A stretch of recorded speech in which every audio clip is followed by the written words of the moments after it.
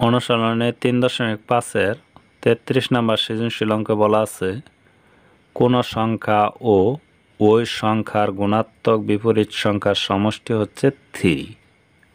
ক নাম্বার বলছে সংখ্যাটিকে এক চলকে প্রকাশ করে উপরের তথ্যকে সমীকরণের মাধ্যমে প্রকাশ করো।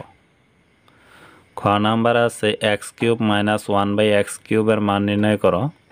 গ নাম্বার প্রমাণ করো যে x⁵ প্লাস 1/x⁵ ইকুয়াল 123। ক নাম্বার মনে করি সংখ্যাটি x।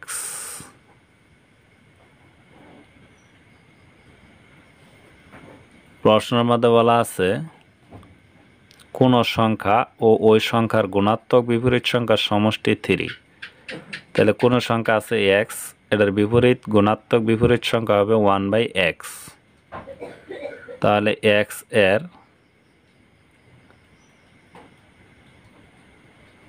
গুণাত্মক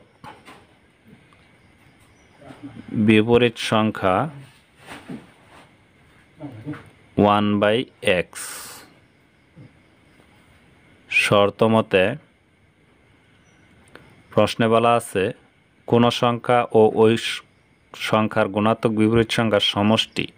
তাহলে সমষ্টি হলে যোগ কোন সংখ্যা আছে x, গুণাত্মক বিপরীত সংখ্যা পাইছি 1/x, তাহলে সমষ্টি 1/x ইকুয়াল 3।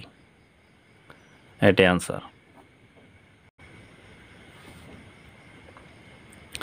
খ নাম্বার প্রশ্নে বলা আছে x³ - 1/x³ এর মান নির্ণয় করো।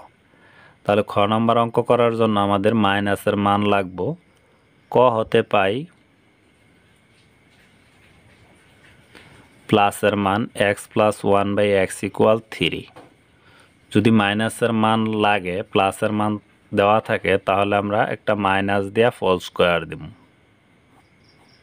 তাহলে হোল স্কোয়ার দিলে এই জায়গায় একটা সূত্র পড়ছে a - b হোল স্কোয়ারের মান নির্ণয়ের সূত্র হলো a + b whole square - 4ab।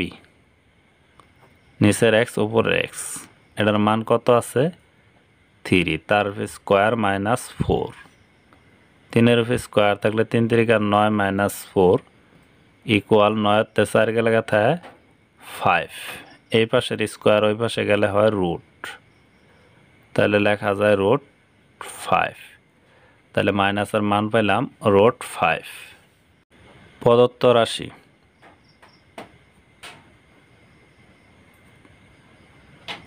x³ - 1/x³।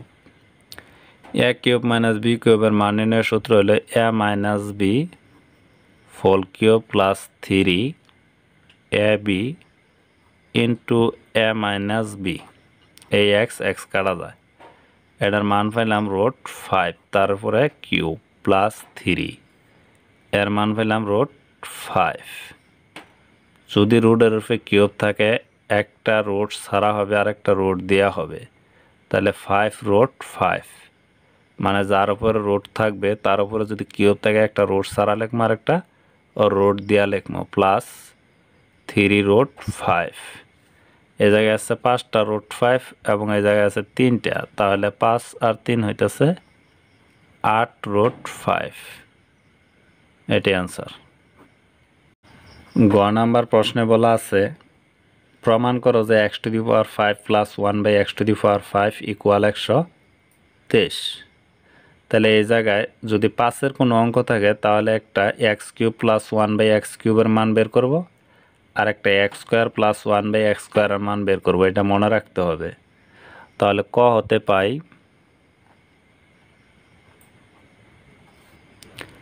x + 1/x equal 3।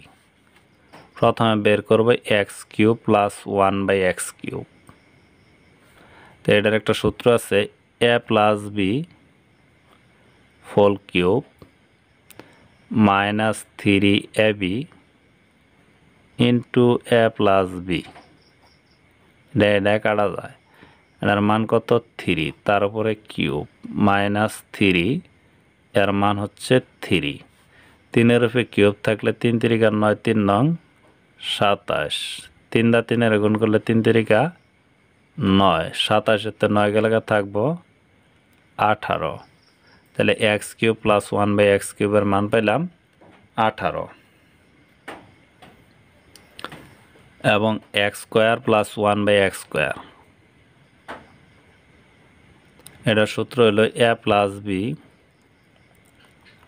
Whole square minus 2ab,